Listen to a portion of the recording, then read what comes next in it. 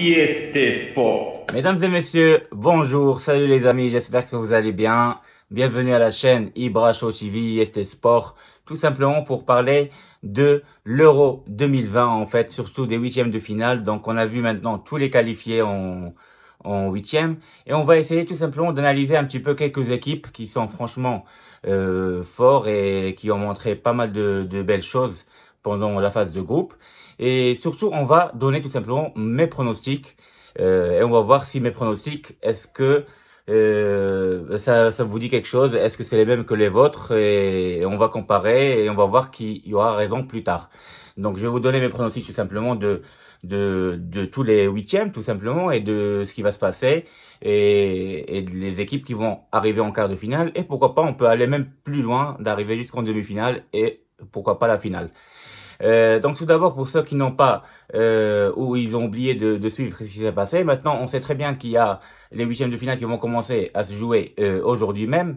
Ce qui est clair et net, c'est que dans ces huitièmes de finale, il y a trois belles affiches, trois grands matchs, on va dire, surtout celui de l'Allemagne contre l'Angleterre, celui de la Belgique contre le Portugal et aussi, pourquoi pas, celui de l'Espagne contre la Croatie. Franchement, c'est trois belles affiches où on peut avoir du mal à pronostiquer. Normalement, il y a que trois matchs où on va avoir facilement le pronostic un peu facile, comme celui de l'Italie contre l'Autriche, celui de la France contre la Suisse, et pourquoi pas celui, par exemple, de Pays-Bas contre la République tchèque.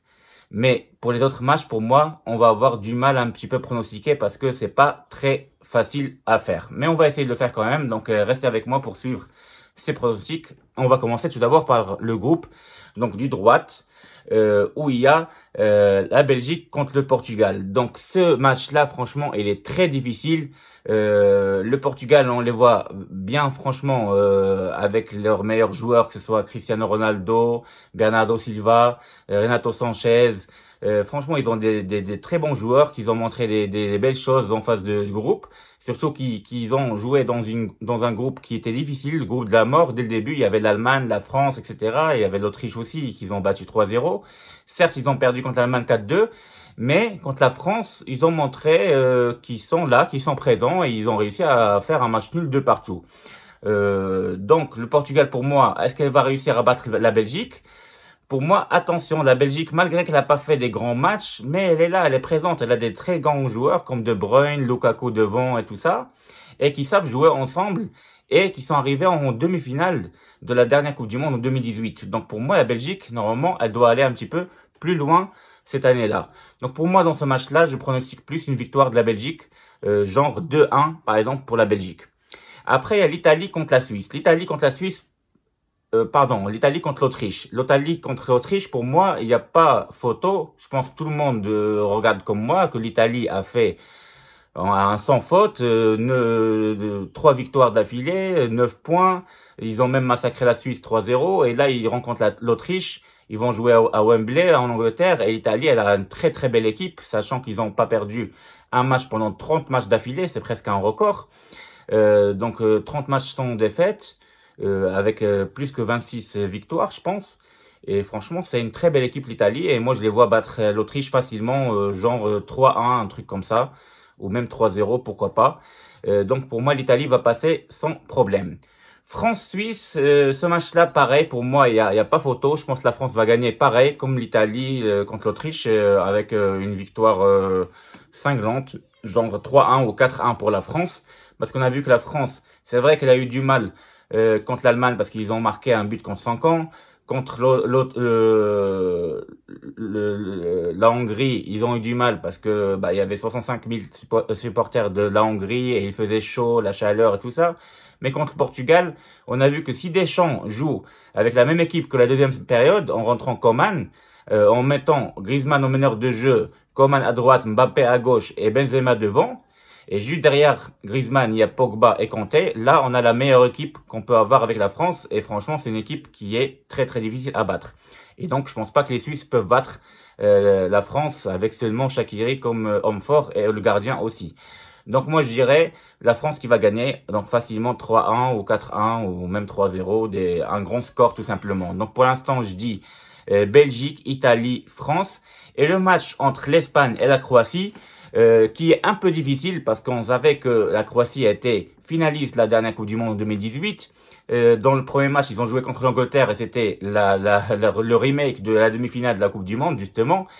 Et franchement, donc on pense que la Croatie va peut-être faire douter les Espagnols. Mais après tout, même si l'Espagne, elle a du mal à jouer ensemble, même s'ils ont du mal à créer du beau jeu, il reste quand même une équipe très dure à battre parce qu'ils gardent bien la balle et ils possèdent très bien la balle. Le dernier match contre la Slovaquie, ils ont gagné quand même 5-0. Donc moi, je pense que l'Espagne va battre la Croatie avec un petit score 1-0, genre 1-0 ou 2-1 maximum. Donc moi, je dis l'Espagne qui va passer avec l'Italie, la France et la Belgique. Dans le deuxième groupe qui est à gauche, on voit le match qui sera très très compliqué, c'est celui de l'Angleterre contre l'Allemagne. Et là, il y a plein de gens qui vont pas être d'accord parce qu'il y en a qui vont dire l'Angleterre qui va gagner, surtout qu'ils vont jouer à Wembley. Et moi non, je dis que c'est l'Allemagne qui va passer parce que les Allemands, franchement, ils ont montré du très beau jeu.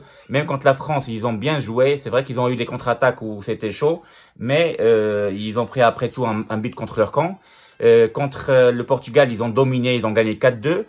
Et le dernier match, ils ont failli être éliminés, mais c'était la Hongrie qui jouait très très bien chez eux, avec 50 000 spectateurs minimum. Mais après tout, l'Allemagne, c'est une très belle équipe, alors que les Anglais, ils m'ont déçu un petit peu. À part le match contre la Croatie où ils ont gagné 1-0, ils n'ont pas fait grand-chose. Mais les Anglais chez eux, attention, ils vont être difficiles à battre. Donc moi, je dis l'Allemagne, si elle bat l'Angleterre, ça sera 2-1 ou 1 partout et ils vont aller jusqu'au penalty. Donc ça, c'est mon pronostic à moi. Donc 1 partout, ils vont aller jusqu'au penalty ou 2-1 pour l'Allemagne. Donc c'est l'Allemagne qui va se qualifier. Suède contre l'Ukraine, pour moi, franchement, j'ai vu la Suède jouer. Elle a éliminé la Pologne de Lewandowski. Malheureusement, Lewandowski, il a essayé de tout faire, mais il n'a pas réussi à qualifier la Pologne à lui tout seul. Malgré ses 3 buts et surtout le but qu'il a mis contre la Suède qui était magnifique. Mais la Suède, franchement, elle a une belle équipe. Elle est passée première du groupe de l'Espagne. Et moi, je vois franchement la Suède se qualifier sans problème contre l'Ukraine. Il y a aujourd'hui même le match entre les Pays de Galles, donc Wales, contre le Danemark. Donc on a vu tout ce qui s'est passé avec le Danemark. Donc c'est les chouchous c'est les chouchous de cet euro-là. Mais après tout, ils ont réussi à gagner le dernier match 4-1 contre la Russie. Ils ont très bien joué. Et les Pays de Galles, à part Gareth Bale et quelques joueurs, ils ont une belle équipe, mais je vois franchement un match nul, un partout aller jusqu'au penalty, ou le Danemark qui gagne aussi 2-1. Donc moi je vois le Danemark qui gagne dans ce match-là.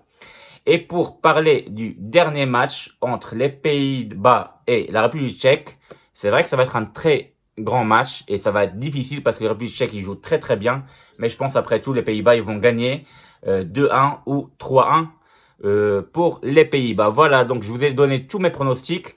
Donc il y aura en quart de finale Pays-Bas contre Danemark et Allemagne contre la Suède. Et dans le deuxième groupe, il y aura Italie, Belgique et France, Espagne. Et après, on peut essayer de pronostiquer pour aller plus loin en demi-finale. France-Espagne, moi je dirais c'est la France qui va gagner contre l'Espagne, genre 1-0 ou 2-1, pourquoi pas. Italie contre Belgique, 2-1 pour l'Italie. Dans l'autre groupe, Pays-Bas contre le Danemark, moi je dirais 2-0 pour les Pays-Bas, par exemple. Et Allemagne contre la Suède, moi je dirais 2-1 pour l'Allemagne. Après, en demi-finale, il va y avoir Allemagne, Pays-Bas et Italie-France. Allemagne, Pays-Bas, moi je dirais, allez, 2-1 pour l'Allemagne. Et Italie-France, je dirais 2-1 pour l'Italie. Et finale, Italie-Allemagne, avec une victoire de l'Italie 1-0. Et je pense que c'est l'Italie qui va gagner l'Euro. Et Forza Italia. Sauf s'il y a une erreur, et je pense que peut-être la France bat l'Italie en demi-finale, et après c'est la France qui va jusqu'au bout, et c'est la France qui gagne l'Euro. Mais je vous ai donné après tout mon pronostic jusqu'à la finale, donc maintenant j'attends vos pronostics, et ça va faire plaisir. Donc merci de liker cette vidéo si vous a bien plu. N'hésitez pas à liker, de partager, et de me dire ce que vous pensez. Et je vous dis à très bientôt les amis, je vous embrasse, au revoir, ciao ciao.